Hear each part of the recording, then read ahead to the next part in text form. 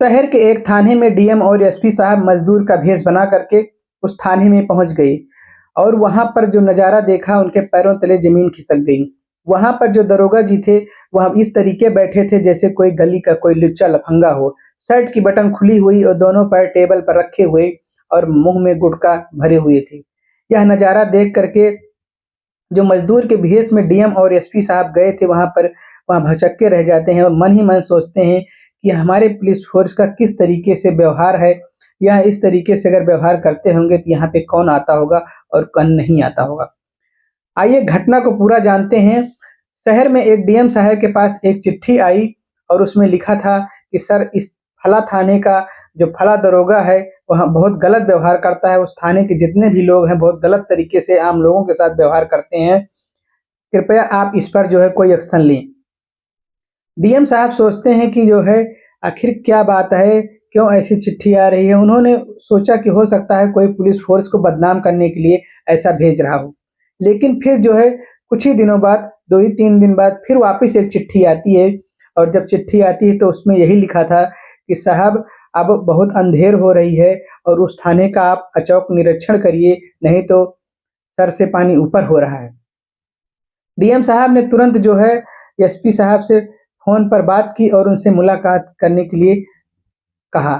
दोनों जोन इकट्ठा हुए, एसपी और डीएम इकट्ठा हुए और दोनों आपस में बात करने लगे। कहा कि जो है इस तरीके से घटना हो रही है और इस तरीके से चिट्ठी आ रही है, कहीं ऐसा तो नहीं है कि पुलिस फ़ोर्स को बदनाम किया जा रहा हो, उसीलिए जो है ये चिट्ठी भेजी जा रही है। एसपी साहब कहते हैं नहीं, कहीं ऐसा भी हो सकता है कि हमारी पुलिस फ़ोर्स में ही कोई कमी हो, क्योंकि मेरे पास भी ऐसे लेटर आ रहे हैं। वह सोचते हैं कि आखिर कैसे पता लगाया जाए कि क्या सही है और क्या गलत।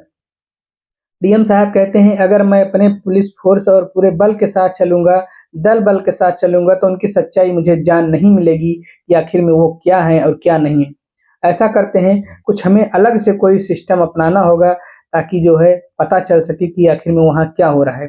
फिर क्या था, फिर डीएम और एसपी एक गाड़ी में बैठ कर के निकलते हैं और रास्ते में पहुंचकर वहां अपना भेष जो है बदल लेते हैं और एक मजदूर का भेष बनाते हैं। दोनों लोग मजदूर बन जाते हैं और मजदूर बनने के बाद में जो है वह उसी थाने में पहुंचते हैं जहां की कंप्लेन उनके पास आ रही थी। जब वहां थाने पर पहुंचते हैं तो जैसे ही अंदर घुसने की कोशिश करते हैं, वहां पे एक सिपाही खड़ा था और कहता है कि कहाँ जा रहे हो? तो वहां कहते हैं कि मेरी एक गाड़ी गायब हो गई है, एक ऑटो गायब हो गया है, जिससे हम लोग अपनी रोजी रोटी चलाते थे। वही मैं जो है उसी की एफआईआर दर्ज करने कराने आया हूँ और मुझे अंदर जाने दीजिए।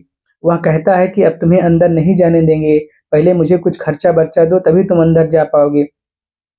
डीएम साहब को बहुत गुस्सा आता है, लेकिन वह जो है तुरंत जो है एसपी साहब उन्हें बाहर लेकर आते हैं और समझाते हैं, कहते हैं कि अभी तो यहाँ पहला पड़ाव है, अभी हम लोग अंदर नहीं गए हैं, अगर आप अभी अपना भेष बता देंगे कि हम कौन हैं, तो सारी सच्चाई हमें नहीं पता प चल पाएगी। और ऐसा करते हैं, कि पहले हम लोग अंदर चलते हैं, उसके बाद में पता लगाएँगे कि क्या हो रहा है, इनको जो माँग रहा है उसे दे दो। डीएम साहब और जो एसपी साहब थे उनके मिनी कैमरा लगा हुआ था और उसमें सारी रिकॉर्डिंग भी हो रही थी, आवाज़ के साथ रिकॉर्डिंग हो रही थी। इस बात का अंदाज़ा ना तो जो है उस थाने के लोग के थे था और ना ही उस सिपाही को भी था कि यहाँ डीएम और एसपी के भेष से मज़दूर बनकर आए हैं।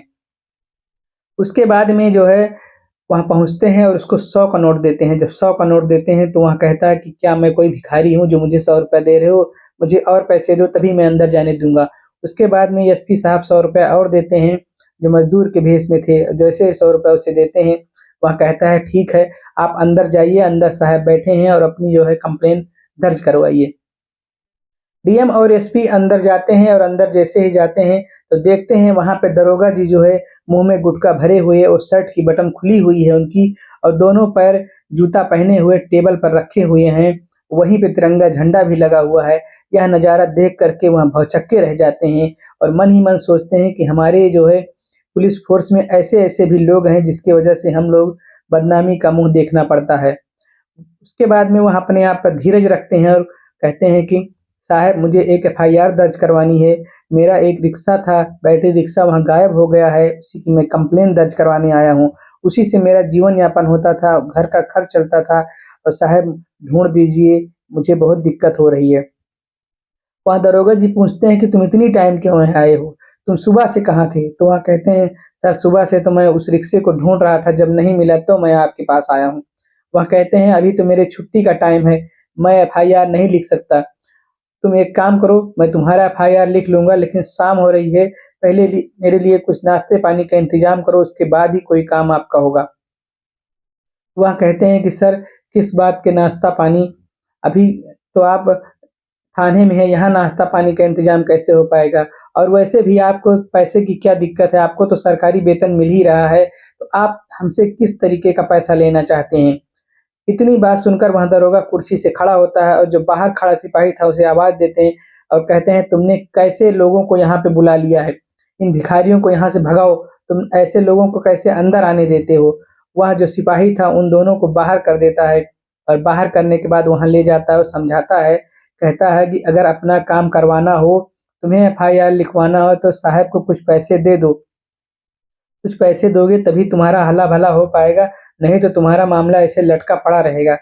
दरोगा और एसपी बड़े सोच में पड़ जाते हैं कि यहाँ तो लगता है पूरा सिस्टम ही खराब है। इस थाने में जितने भी लोग हैं, सारे करप्ट हैं। उसके बाद में कहते हैं ठीक है, अपनी जेब से कुछ पैसे निकालते हैं और कहते हैं चलिए ठीक है मैं दरोगा जी को जाके देता हूँ। अब वहाँ से अंदर आते हैं और दरोगा जी को वहाँ पैसे देते हैं और इतना पैसा देख कर के दरोगा जी कहते हैं, इतने कम पैसे में क्या होने वाला है? कुछ और पैसे हैं आपके पास तो निकालो, वरना यहाँ से भाग जाओ। एम और एसपी साहब जो मज़दूर के भेष में थे वहाँ कहते हैं, सर मैं बहुत गरीब हूँ और 2 दिन से मैं कुछ कमाई नहीं हो रही है, जो मेरा बैटरी रिक्शा था वहाँ गायब हो गया है, जिससे मेरा घर का खर्च चलता था। मेरी कमाई भी कोई नहीं हो पा रही है। आप इन पैसों से काम चला लीजिए, उसके बाद जब मेरा रिक्शा मिल जाएगा, मैं कमा के आपको दे दूँगा। डीएम साहब की इन बातों को सुन कर के वह दरोगा और गुस्सा हो जाता है और कहता है कि जो है, तुम्हें समझ में नहीं आ रहा है मैं क्या कह रहा हूँ, तुम हमारी बातों को नज़रअंदाज कर रहे हो, मेरा मज़ाक बना रहे हो। मैं कोई सब्ज़ी वाला थोड़े हूँ कि आज बाकी कर दिया और कल दे देंगे। इस तरीके की बात सुन कर के वहाँ घबरा जाता है और खड़े होते हैं। जो वहाँ पे एसपी और जो डीएम साहब थे, जो मज़दूर के भेष में गए थे, वहाँ सोचने लगते हैं कि कितने गिरे हुए लोग हैं, इनको सरकारी तनख्वाह भी मिलती है, उसके बावजूद भी यहाँ ऐसा कर रहे हैं। और जो वहाँ कैमरा लगाए हुए थे, इसका जो है कंट्रोल रूम में सीधा प्रसारण किया जा रहा था, ताकि वहाँ पे जो लोग बैठे हैं, वो लाइव टेलीकास्ट से देख सकें। इधर बहस हो ही रही थी कि उधर से जो है 8-10 गाड़ी में फ़ोर्स भर कर के आ जाती है उस थाने पर सायरन बजाते हुए और जैसे ही वहाँ पर पहुँचते हैं, सब लोग घेर लेते हैं चारों तरफ से, पूरे थाने को घेर लेते हैं और कहते हैं कि जहाँ जो है वहीं खड़ा रहेगा, कोई भागने की कोशिश नहीं करेगा। वहाँ दरोगा भी खड़ा हो जाता है, जो कुर्सी पर जो है पैर रख कर बैठा था और जब वहाँ देखता है इतनी सारी फ़ोर्स तो वहाँ समझ नहीं पाता कि आखिर में क्या हो रहा है। उसके बाद में जो फ़ोर्स आई थी उसी में से एक अधिकारी कहता है कि आप समझ नहीं पा रहे हो यहाँ कौन है? आपके सामने जो खड़े हैं यहाँ इस जिले के डीएम और एसपी साहब हैं। तुमने इनको नहीं पहचान पाया, तुम इन्हीं से रिश्वत माँग रहे हो। कई दिनों से हमारे थाने में जो है एसपी साहब के खिलाफ जो है कई दिनों से एसपी साहब के पास तुम्हारे थाने के खिलाफ कंप्लेन आ रही थी, इसीलिए ये साहब अ, मज़दूर का भेष बना करके और यहाँ पर आए हुए हैं। जब अपने आप को रंगा हाथ पकड़ा जाता है, जब दरोगा को पता चलता है कि यहाँ डीएम और एसपी हैं, तो उसके पैरों के तले से ज़मीन खिसक जाती है और उसे समझ में नहीं आता है कि आखिर में वह क्या करे और पैरों पर गिर कर गिड़गिड़ाने लगता है और माफ़ी माँगने लगता है। कहता है, "साहब, मुझसे गलती हो गई, मुझे माफ़ कर दीजिए, अब ऐसी गलती मुझसे नहीं होगी, कभी भी नहीं होगी।" लेकिन डीएम और एसपी थे, उसकी एक भी बात नहीं सुनते हैं और उसे तुरंत जो है वहाँ से जेल भेज देते हैं और जितना भी वहाँ का स्टाफ था सभी को वहाँ से हटा देते हैं। सभी के ऊपर कानूनी कार्रवाई होती है, सभी के ऊपर मुकदमा दर्ज कर देते हैं क्योंकि वहाँ पर जो लोग थे इतने गिरे और इतने घटिया लोग थे कि जिससे आम जनता को काफ़ी मुसीबत का सामना करना पड़ रहा था। उसके बाद में जो है, जो वीडियो रिकॉर्डिंग थी वहाँ हर थाने को डीएम और एसपी भेज देते हैं, कहते हैं कि यहाँ वीडियो सभी को दिखाओ ताकि जो है भविष्य में कोई भी दरोगा या कोई भी थानेदार इस तरीके हरकत ना करे। अगर कोई भी पकड़ा गया इस तरीके से, तो उसके साथ इससे भी बदतर जो है बदसलूकी की जाएगी क्योंकि जिस तरीके से वहाँ घूस ले रहा था, इससे आम जनता वहाँ की काफ़ी परेशान हो गई थी और उन्हीं में से कोई था जो डीएम और एसपी को खत लिखता था। तो इसके बाद में सारी वीडियो सभी थानों पे भेज दी जाती है और सभी जितने भी वहाँ उस जिले में थाने थे, चौकी थी, सभी लोग बड़ी ईमानदारी से काम करने लगते हैं। सभी को यही डर सताने लगता है कि कहीं ऐसा ना हो कि हम भी किसी रंगे हाथ पकड़े जाएँ, इसीलिए सभी लोग घूस लेने से डरने लगे। वहाँ की जो जनता थी, वहाँ डीएम और एसपी की बहुत वाहवाही कर रही थी कि डीएम और एसपी हो तो ऐसा हो, जिसने जो है पूरा हड़कंप मचा दिया। अब किसी को कोई भी असुविधा नहीं होती थी। डीएम साहब के पिताजी को जब यह बात पता लगी कि हमारे बेटे ने आज ऐसा कारनामा किया है, तो वह गर्व से अपना सिर ऊँचा किए और बेटे से मिलने आ गए। उन्होंने कहा, "आज मेरा जीवन धन्य हो गया, तुमने ऐसा काम किया, जिससे मेरा सर गर्व से ऊँचा है और मैं यहाँ इज़्ज़त से साथ कह सकता हूँ कि हाँ, यह डीएम मेरा ही बेटा है।" उसके बाद में कुछ समय बाद एक लेटर फिर आया और डीएम के पास भी और एसपी साहब के पास भी, जिसमें उसने साफ-साफ लिखा था, आपकी बहुत-बहुत मेहरबानी साहब, जिसके कारण से आज जो है समाज में एक नया संदेश गया है, एक नया मैसेज गया है और उस थाने के जितने भी कर्मचारी थे उनको आपने सस्पेंड कर दिया। बहुत-बहुत शुक्रिया। ऐसे ही जो है अगर आप जैसे डीएम और एसपी होंगे तो इस जिले का ही नहीं पूरे देश का कल्याण हो जाएगा और जितने भी करप्ट ऑफिसर हैं, अधिकारी हैं, वहाँ भी घूस लेने से डरेंगे। तो आप लोगों को डीएम और एसपी का यहाँ व्यवहार कैसा लगा?